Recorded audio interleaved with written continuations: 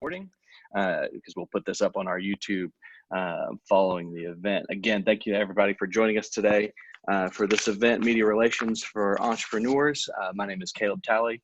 I'm the Director of Marketing and Events at the Startup Junkie Foundation here in Northwest Arkansas. For those of you who may not be familiar with Startup Junkie, we are a mission-driven organization here in Northwest Arkansas that exists to empower innovators and entrepreneurs. And we do that largely through two facets, one being one-on-one consulting meetings at no cost, and then through events, programs, workshops, just like this one here today. Our goal is to improve life through entrepreneurship and remove barriers for historically underserved populations by democratizing access to entrepreneurial resources and providing strategic support to any individual seeking to establish or grow their business. Today, we're going to be chatting with some incredible journalists from across Arkansas and the region with the goal of better understanding how to have a quality relationship with the media and how that's important for any public relations strategy. I encourage anybody who's watching, whether you're watching, in the Zoom here or you're watching on Facebook Live, if you have a question for our panel at any time, feel free to drop it in the chat box or in the comment section on Facebook. We'll make sure your questions get answered. Don't be shy at any point in time. Just drop those questions in there and we'll get to them. So without further ado, I'll introduce our panel today. Pull up my notes.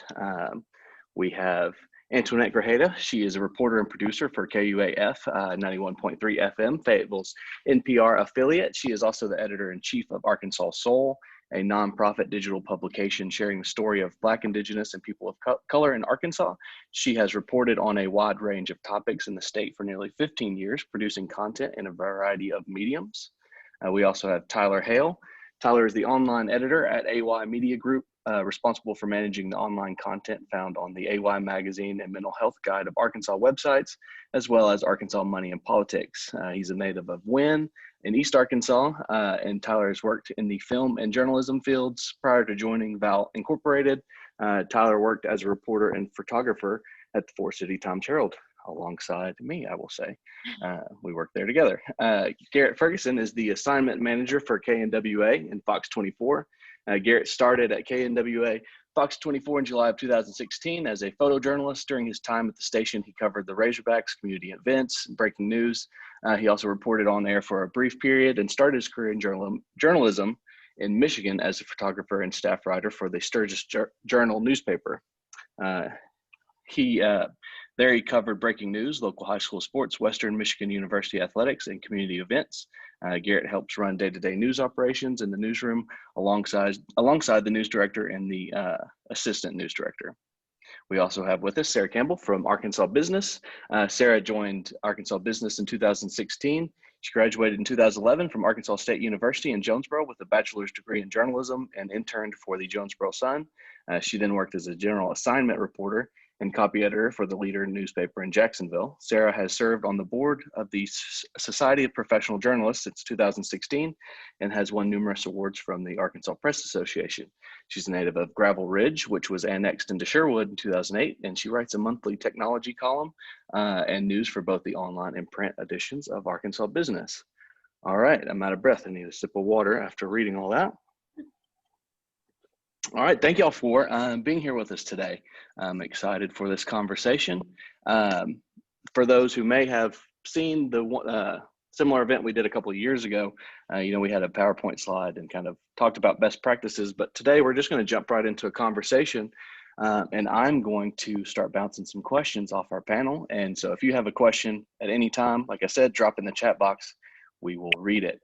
So I'm going to start off by asking all of y'all, what makes something newsworthy? And I will open the floor and whoever wants it can take it. That's an excellent question. I think one of the first things that makes something newsworthy is definitely timeliness. That's something that we think about a lot in the industry. I know, when you're producing a daily show or even, for Garrett with multiple shows throughout the day, you want something that's happening now, that happened, in the last 24 hours and that type of thing. So that definitely is something I think that is probably one of the key priorities of what's newsworthy. or even, you know, as Antoinette said, is a event that's coming up. You know, we want to showcase an event, of course, but we also want to let the community know that, hey, you're having something that's going to be happening. So we definitely want to let them know, and, you know, through all of our platforms, we can alert them in many different ways. Whether it's like for us, it's going to be on TV, or it's going to be on our website, or it's going to be on social media or community calendar. So there's several different avenues that you can go down to alert someone that an event is happening. And then for us, it's always, you know, community impact is who it's really going to impact as far as what you're doing and how we can, you know, use our avenue to let the masses know that something's happening. And I think you also have to consider the impact of whatever the story is. If it's impacting a large segment of the population, that definitely contribute to its newsworthiness. For journalists, you know, and it doesn't necessarily have to be a huge segment of the population. It can be a very niche population. We definitely take that into account too. When we make a decision about what to cover, our first question, and usually the most important question, is will this be of value to our audience? Because our audience is very niche. It's business decision makers. You would interrupt, wouldn't you, when I'm talking? This is my cat here. Anyway. So, I mean, yeah, because our number one goal is to produce a news product that they find valuable and unique enough to pay for it. So, I mean, that is our first question when we're deciding what is news, what makes something news, along with all the other considerations like the timeliness and impact and all that. It's our fifth panelist there. I'm gonna throw her out in just a sec. And so if we're thinking about that in terms of, say, you know, an entrepreneur or a small business owner who, you know, they're creating something new, or they're developing something new, they're, you know, chasing a new idea, how would you, I guess, advise them on going about pitching a story related to their business to you or any other type of media outlet? Keeping these things in mind, I think, would be helpful when you're making that pitch. As you use it as an example, if you're developing a new product or a new idea, you know, the fact that it's new, that is helpful. You know, that helps make it timely and newsworthy. Consider the impact, as we've discussed. You know, how will your product or your event or your new programming, perhaps, how will that impact the community? You know, that's a big thing to consider just in general when you're pitching stories. Is, you know, something we talk about as journalists is, well, why should I care? You know, it's obviously important to you, the person that's pitching the story, but you have to think beyond yourself and look at the broader community or at the audience of the news organization that you're targeting. You know, maybe they have a very specific niche like Sarah, and it's like, okay, well, how would this be interesting to you? What is that interesting perspective to you?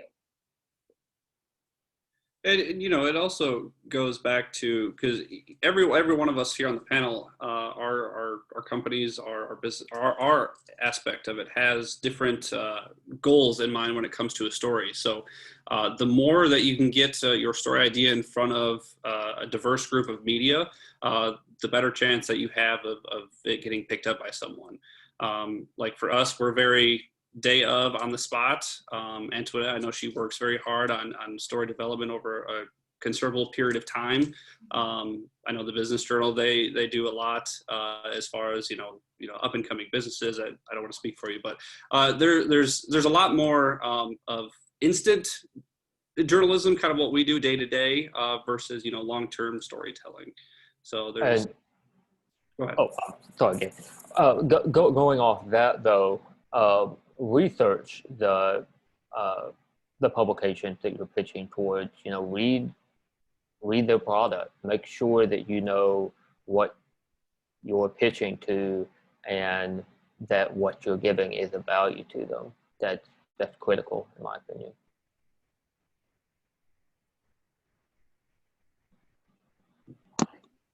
Yeah, I would say the same. I mean, it all goes back to audience for us, but it never hurts to research a publication and understand its audience. Tailor your pitches to that publication, or if it's something that my publication wouldn't cover, don't pitch something.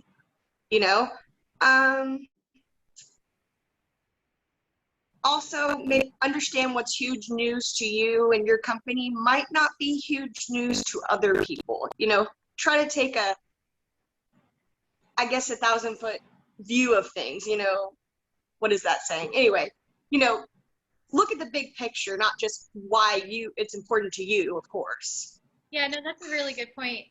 Something I always tell people is, don't take it personally if I don't pick this up and do a story on it, because exactly, yeah, all of us are juggling multiple factors. I think, as you can tell just from the beginning of this conversation, timeliness and the importance and space is huge. On TV, you only have so many minutes that you can fill. In radio, same thing.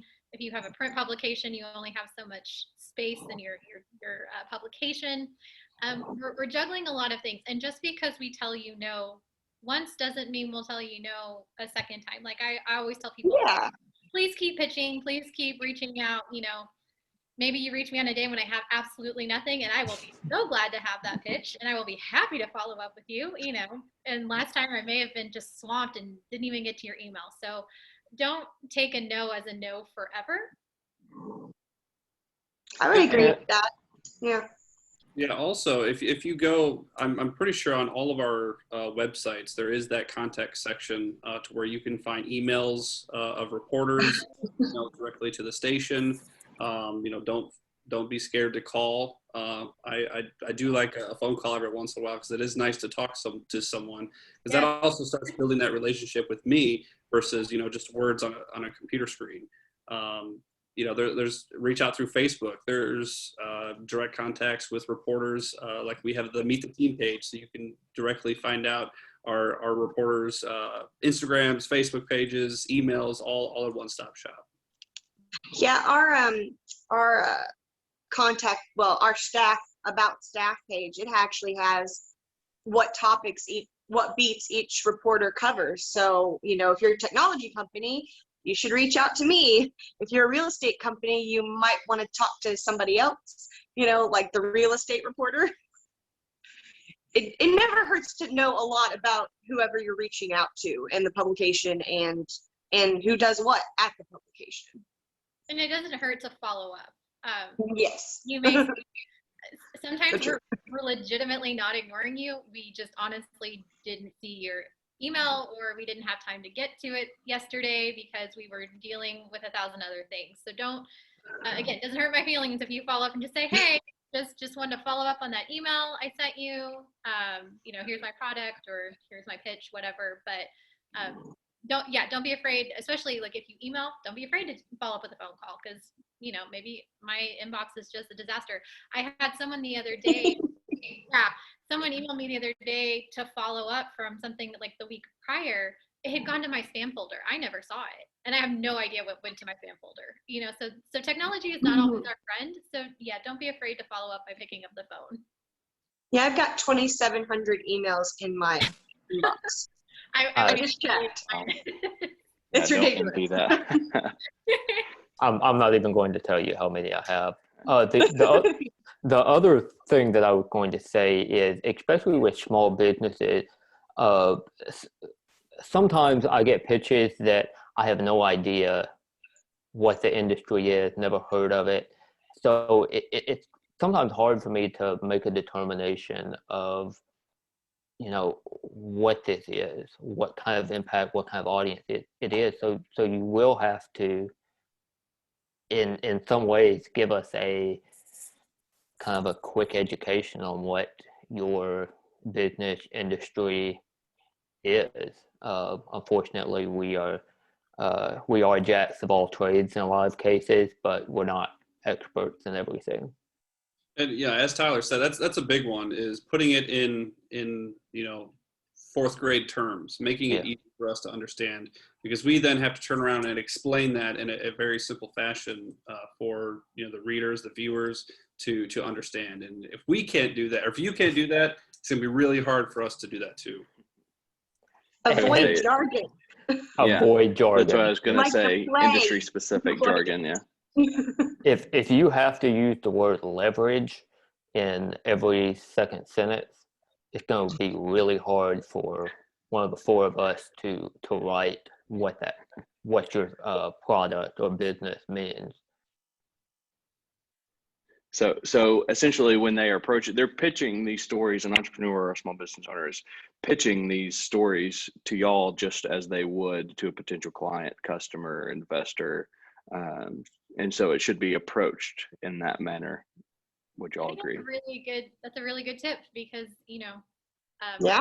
I don't own my own business, but my understanding of talking to people that do is, when you go to an investor, for example, there's Startup Junkie has some of these, right? Those elevator pitch competitions where you have a certain amount of time to make your pitch, and so you really have to be concise about what you're selling, why you're selling, why I should invest.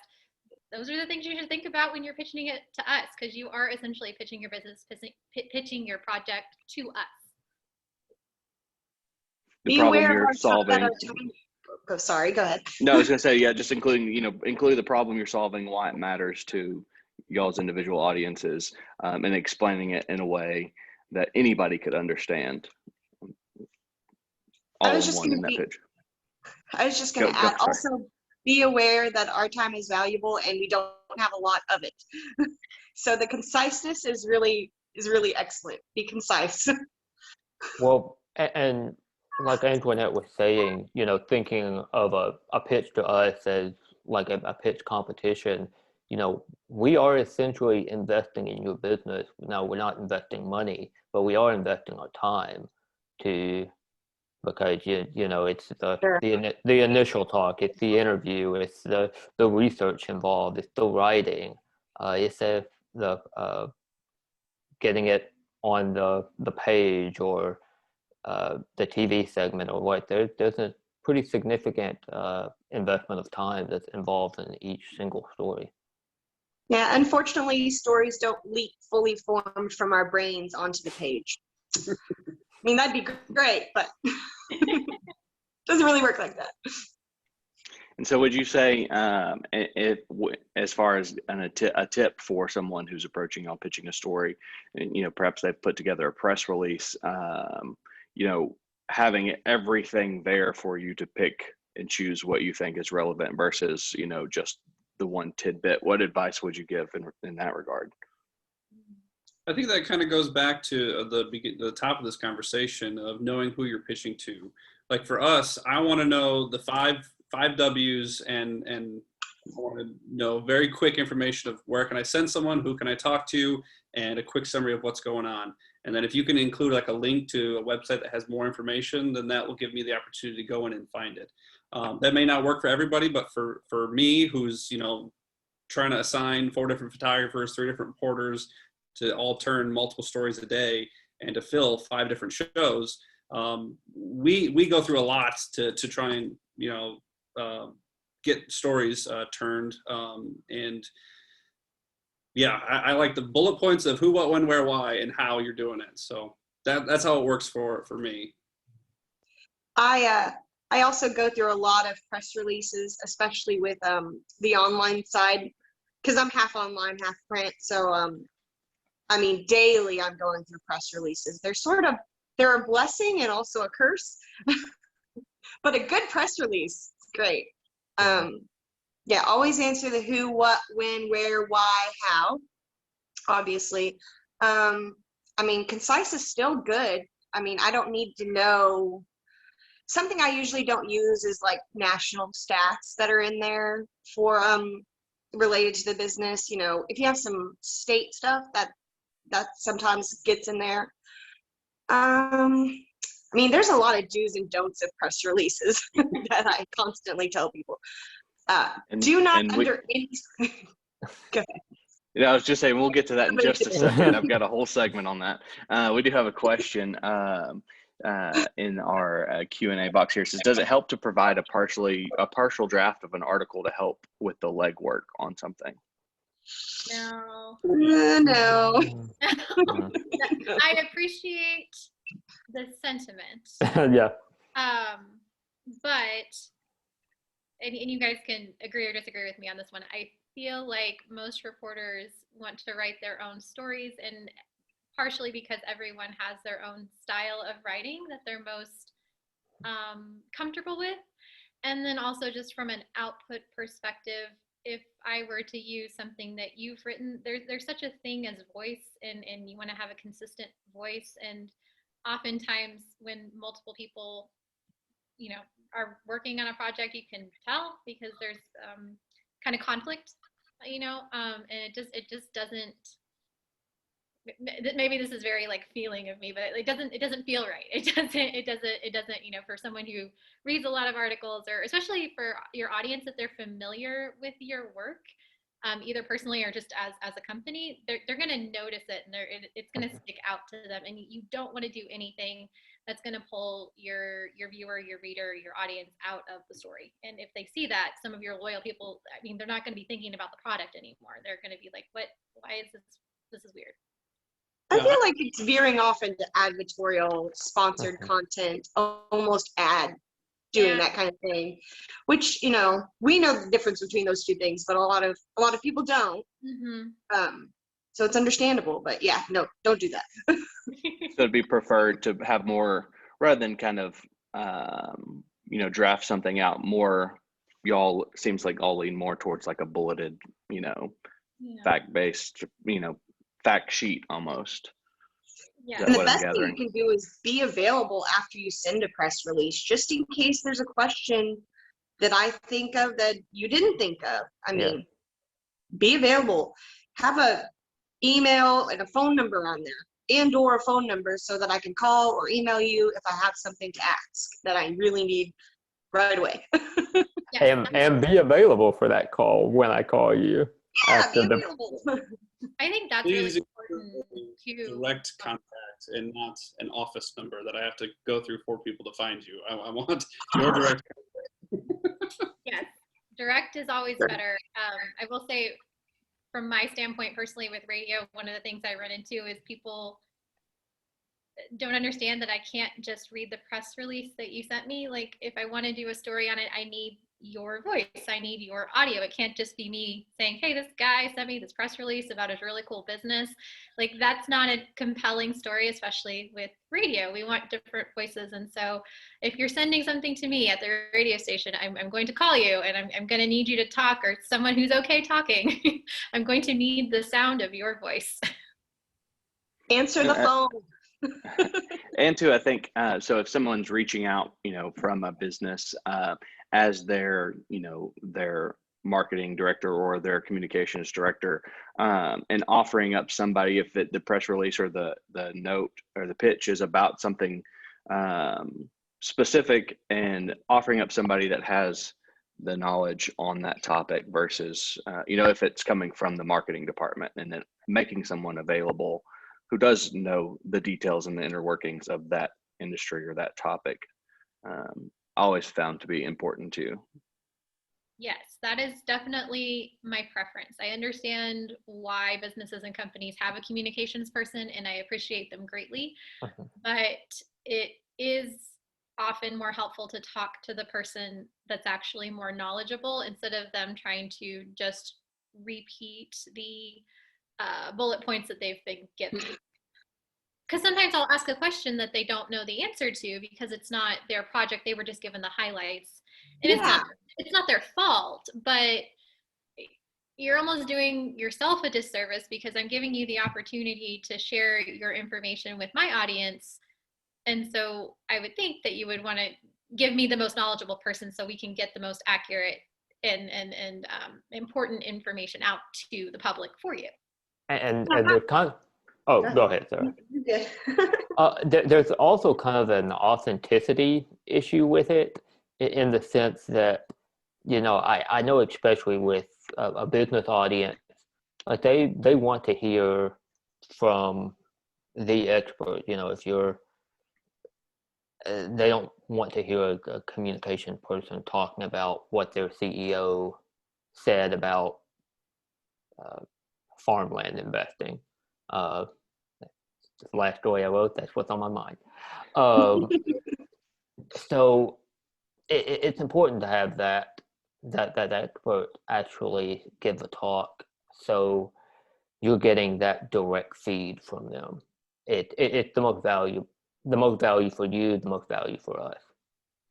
And so as you're preparing to make that pitch to a news outlet, I guess having that person readily available and letting them know, like, hey, I'm about to make this pitch to the media, like they're going to want your insight, be ready for that phone call, that kind of thing, knowing those things on the front end before reaching out.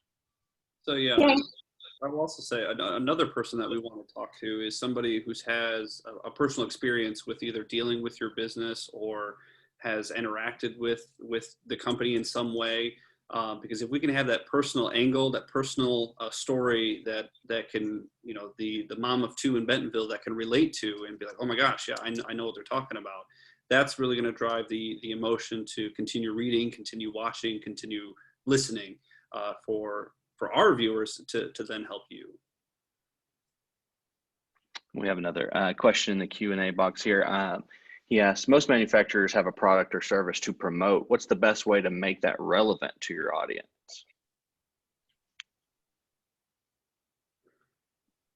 For our publication, we don't do a lot of consumer news. We're more business to business.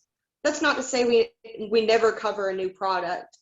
Actually, I sometimes use that as a reason to do a technology column on a company, but I would say it all goes back to what your audience is. That might not be the best. My audience might not be the best person to pitch that for, but somebody who does more consumer news, tailor your pitch to them.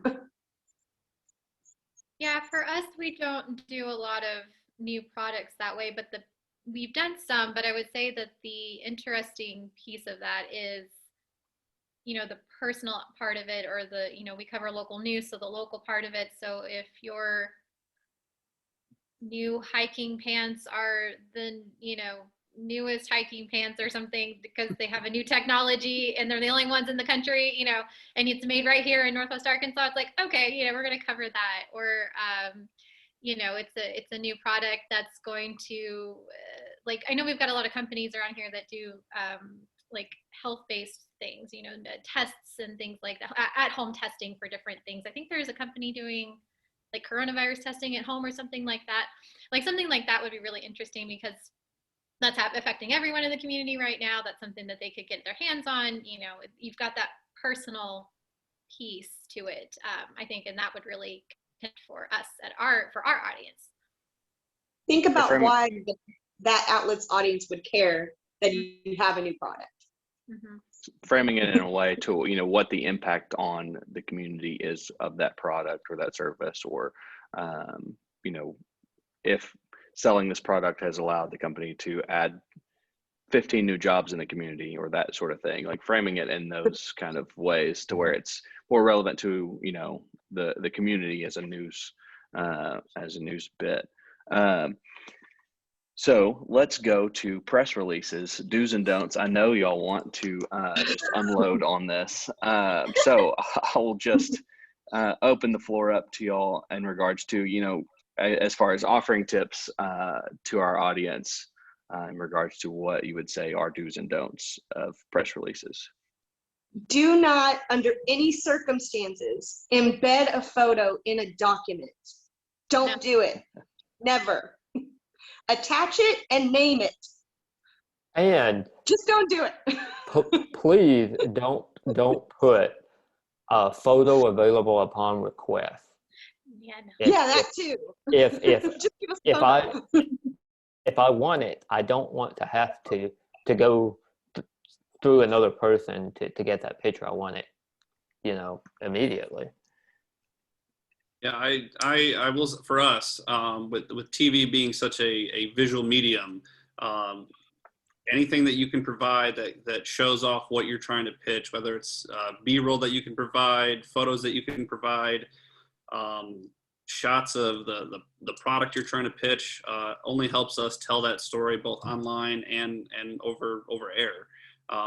Like example, Tyson does a great job, especially after all the coronavirus stuff.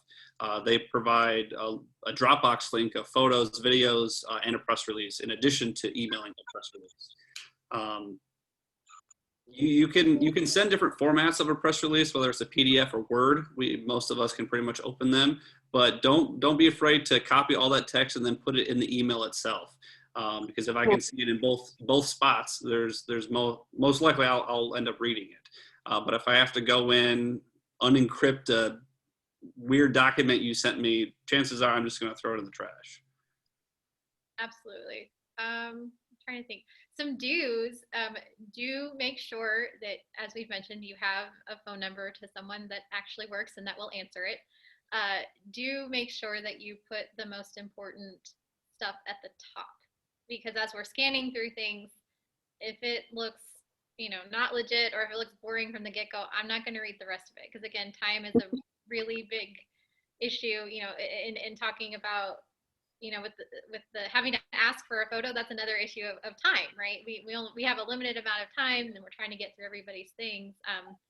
So that's something to take into consideration as well. Don't be afraid to include a quote or two. That's usually pretty helpful, unless the quote is we love to thank so and so, and we thank this and this person and this person and this person. I'm not going to use the thank you quotes. I mean, people is that often, ad? No. yeah, no, people often want to.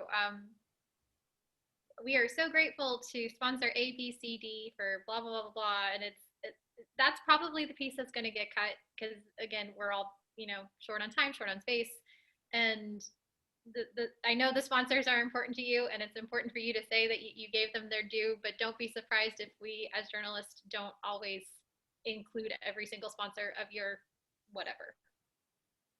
That doesn't necessarily advance the story. It does not advance the story. And that kind of, this may be a little antagonistic, but I think it bears mentioning. Sometimes our goals are not necessarily the same as yours. Like, we both want to get your stories out, but we kind of go about it in different ways. So, we may cut, the sponsors, that's important to you. That's how you get your funding or whatever. But it's, I hate to say that it's boring content, but at the end of the day, a lot of times it is. But we're just there to help you get the most interesting version out there to our audiences. Kind of to piggyback off that, don't confuse a reporter with your personal PR person. We don't have the same goals. We're not the same people. So, keep that in mind. Yeah, no, I think that's a good point. I think a lot of times people see the media as free advertising, and they think that it is our job to cover their thing, when in fact it's not. We are a resource. We welcome you sharing your stories with us, but at the end of the day, we too are a business. We have different goals and missions and things that we're trying to accomplish, and things that we're taking into consideration in terms of the product that we're creating. And so we get to make that final decision. And so she's right. A lot of times our goals are not the same. Doesn't mean your goals are wrong. Doesn't mean mine are wrong. It's just looking at it from a different perspective. We have our own goals, and if they line up, great. If they not, maybe we'll partner next time. And Sarah kind of mentioned this earlier, but yeah, there is that line between an advertisement and a news story, and that line can be blurred sometimes, and it is hard to, from like your business aspect, to try and pull out how can I avoid advertising my product to then find out how can I impact the community. And that's what we're all looking for, is how are you impacting the community? How I always say, how is the mom of two going to be impacted and take something from this that she can then apply to her family? We all have avenues to do advertising. We're not the ones for that. Nope. So we can help you find that avenue, but yeah, we're here to find out the community impact of what your business is doing. Yeah, sometimes it's hard for us to see the line, but I feel like we were trained to see the line, whereas the people reaching out to us may not understand the difference between advertising, a sponsored story, and a news story, because they didn't receive the same kind of training and education that we did about that. So anyway. Well, yeah, news judgment for us, it takes several years, and it's always changing. So, and it goes back to the beginning, always send us an email or call us a few times and say, hey, when you got 400 emails sitting in your inbox right now of just being in here, you might miss something. So tough for sure. I had some notes from when I did this previously, back BC before COVID, and 4 of my don'ts were, don't put the press release in a PDF, because if I want to copy and paste a quote, I don't want to have to retype the whole, copying from PDF is not fun. Don't mention other news coverage as a justification for why somebody else should cover you. Well, so-and-so ran a story on me. That doesn't make it newsworthy. Don't share old news. Don't pitch something as a story that happened, last month. Let us know beforehand, or, invite journalists to be a part of that story versus, being the one telling what happened. And then don't nitpick once, a story is covered. Once a story runs and say, well, they took out the quote about my sponsors, and then don't send an email complaining about, oh, you didn't mention this little tidbit here. So those were four notes I had from the previous presentation. Sounds good. That last one about nitpicking, that is so frustrating, because I don't know what it is. Well, I think part of what it is because we are so forward public facing, people think they have the right to comment on everything that we do.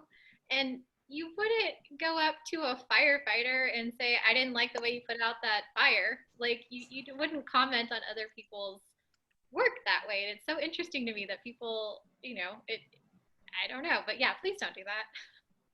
I don't think a lot of people understand that we have our own style as well of writing, inverted pyramid, AP style, and sometimes I get questions about, why did you change that word? Or, well, because that's my job.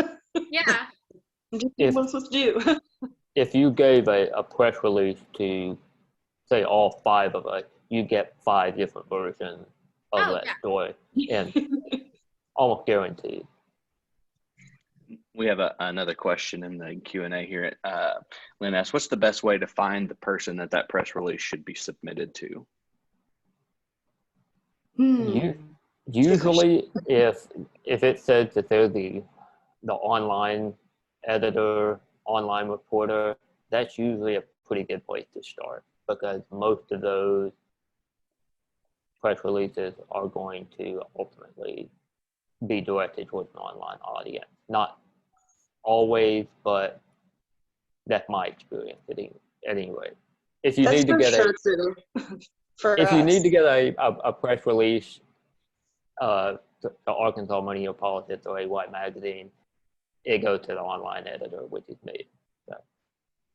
And for us in TV, I think all the TV stations, radio, I don't know for you, internet, but we all have a generic newsroom email that's all under our contact us page. So that has, I think that goes like some words of like 50 some people here in the newsroom. So it's going to bounce through a lot of people. And then with me being the assignment manager, I'm going to make either the final decision on, hey, we're going to get this assigned to someone. Or it'll get re-forwarded to me. Hey, did you see this? And I may have missed it. But there's normally like a generic email that goes to a handful of people that will be the decision makers of whether or not they'll pick it up. Yeah, we have that as well. We're such a small staff, though, that I wouldn't I wouldn't discourage you from reaching out to like me specifically, you know, or to a specific reporter, because you know that shared email can get really full and things can get lost for sure. But it wouldn't hurt to do a little bit of research and see if, you know, if there's a particular reporter that covers the beat of which you're trying to reach. Maybe there's a business reporter or something like that. You know, we're a little unique in that we don't have beats, so we literally cover, you know, all of us have covered everything.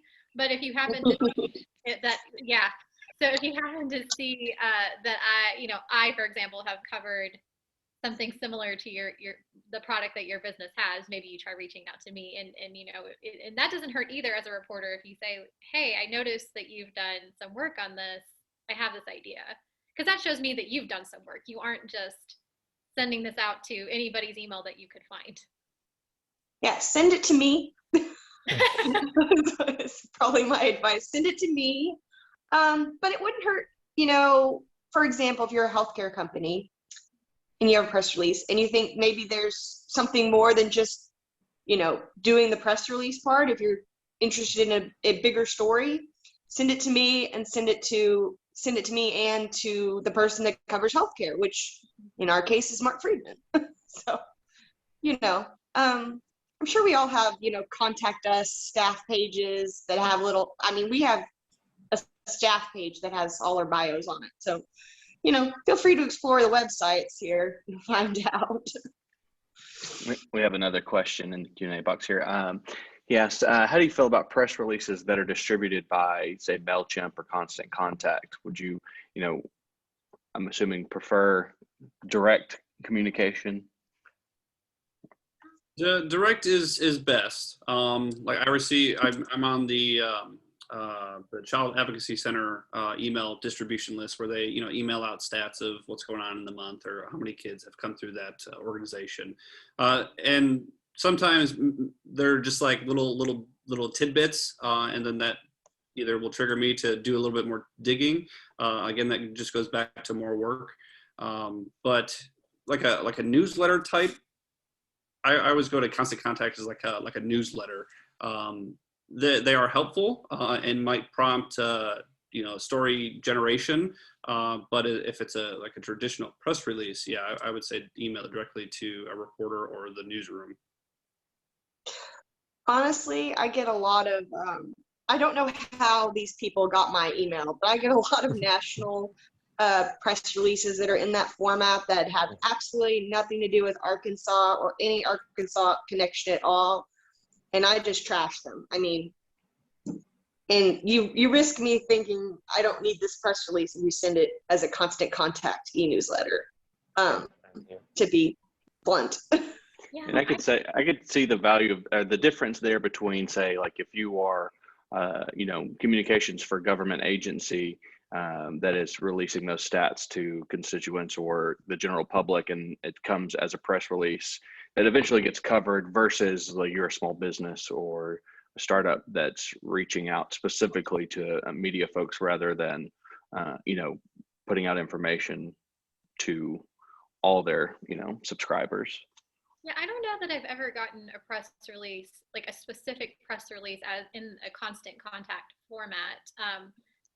I think as Garrett was saying, you know, there are some organizations that put out newsletters, and I'm on those newsletters, and like right now during the legislative session, that's helpful in that they're able to say, hey, our bill's going tomorrow, and that's like a heads up to me. So I don't need a formal press release for that. But from a business standpoint, I really think the specific press release is the way to go. If you want to have a newsletter and you want to add me to that, you know, because you have a monthly newsletter just to keep your audience engaged or whatever, tell them about the latest product, that's fine too. But if there's a specific thing that you want me, like, I would not rely on that newsletter to be the reason that I contact you. Like, I need to know that you're actually interested or you have a specific thing that you think is newsworthy. To clarify on his Maybe question, warn me before you add me to e-newsletters too. to clarify on his question, he wasn't referring to, you know, I guess general newsletters, but as a vehicle for distributing a formal press release. So I guess if it'd be like a, you know, MailChimp that is directed to just journalists, I'm assuming.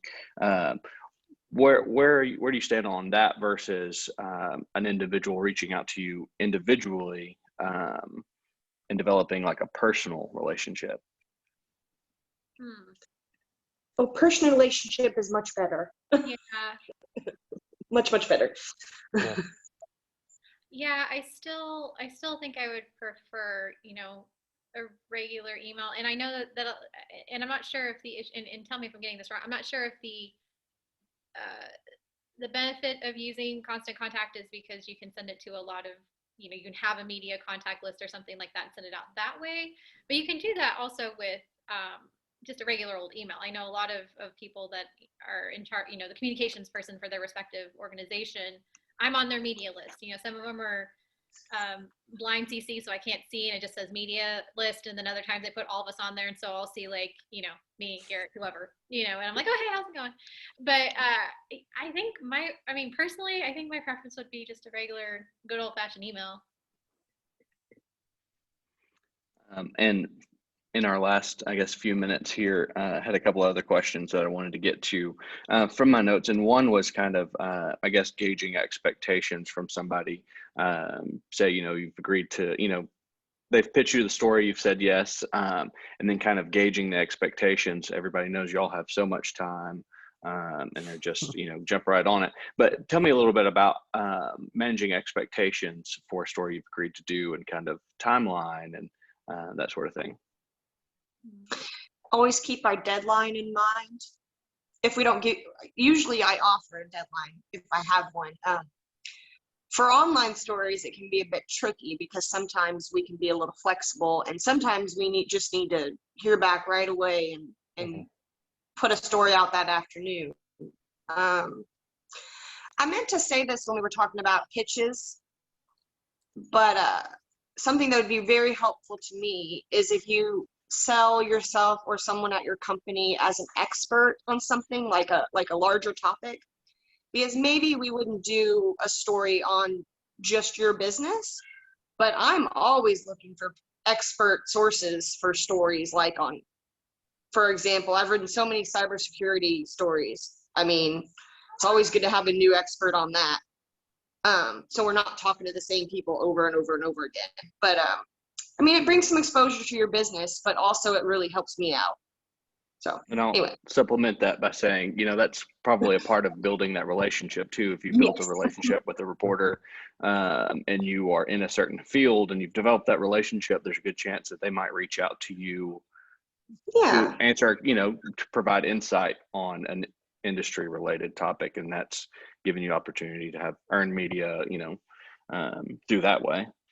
And it's mutual benefit, in the sense that, we get the expert, help, and it kind of burnishes, your stature as a kind of a thought leader, industry leader in your field. And like for us, being available is absolute key because we're covering so many healthcare stories.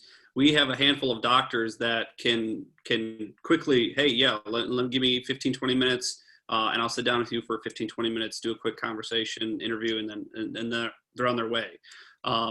Be like for us, like I said, we're trying to turn several stories a day to fill many different shows. And if you can, if I'm reaching out to you and you don't get back to me within, half hour, very likely I'm going to go move on and go to someone else because I've got to find someone within a very small window. Answer your phone. I can't say this enough. Answer the phone.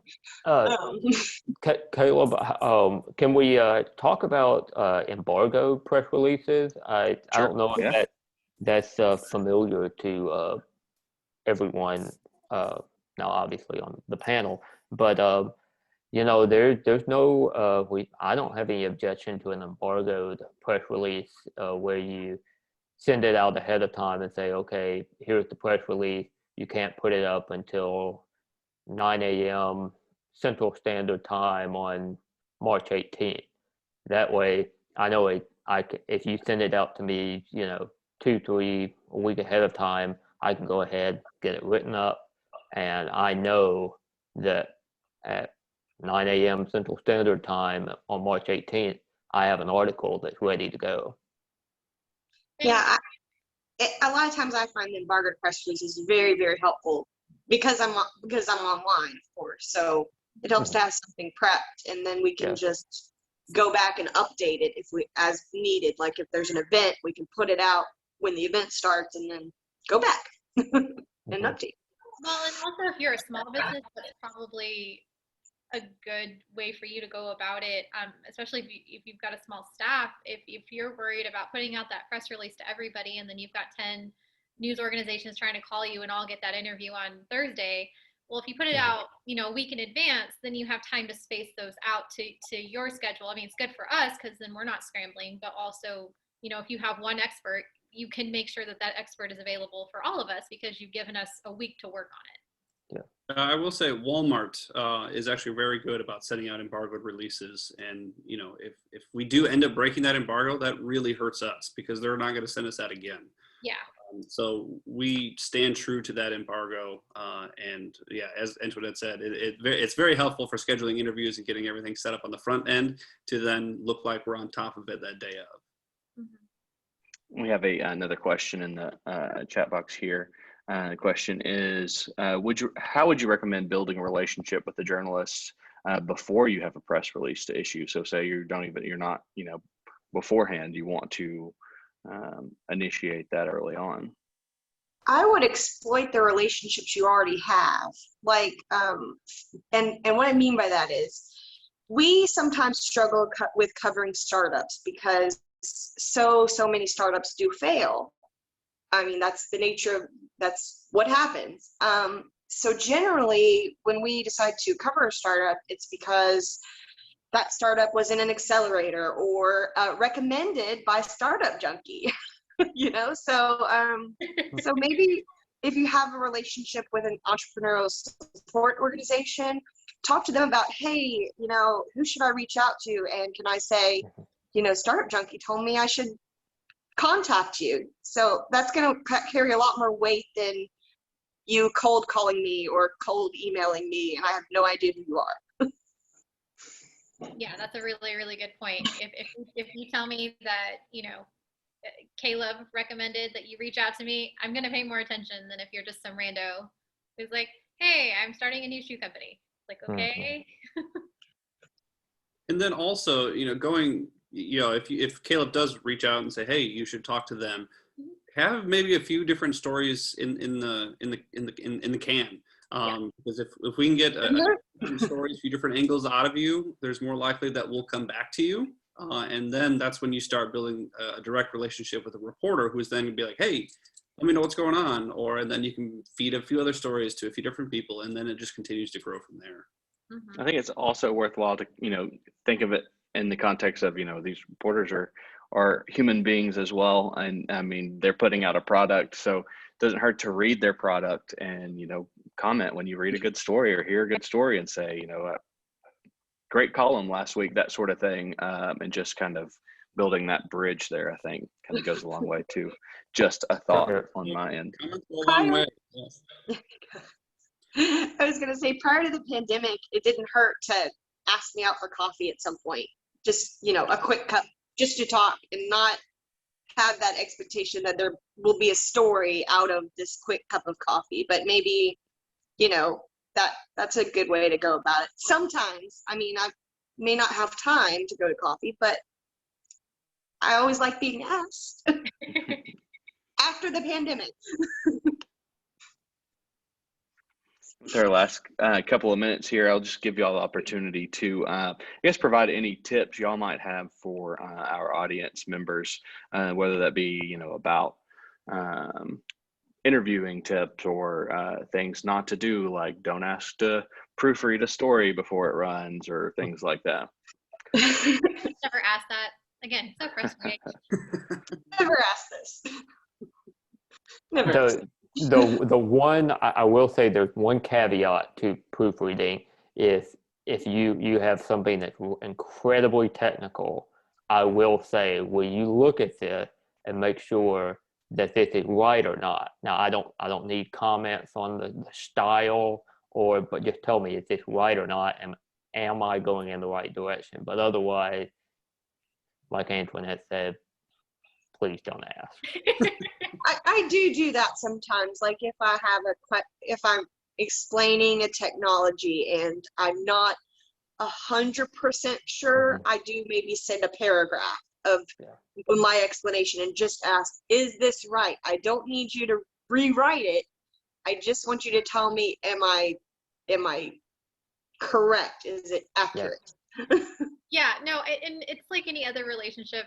It's going to thrive if there's trust. And I promise you, we all take our jobs very seriously, and we don't want to get the information wrong. We're going to do everything we can to make sure that we're telling the story accurately and well, because, our names, our faces, it's going on the product, and we want to do a good job. And 99.9% of reporters, like I honestly can't think of any that wouldn't want that to be the case. And so I know it is scary to trust your story to a stranger, but I promise you, majority of us are going to do it justice, and we're not going to do anything, to make you look bad. Like that's just not. And understand mistakes happen, and when they happen, don't just keep them to yourselves and like never talk to me again. Like, let me know. It's okay. I'm not going to be, I guarantee you I did not mean to make a mistake. It was not intentional, and I will fix it. We're a big fan of corrections, online and in print. And I would much rather you reach out to me and say that something was wrong so that I can correct it, run a correction. I mean, I can only do so much, but then you to stew, and the next time I talk to you, you're pissed off at me and I don't know why. Like I don't have any idea that I wronged you.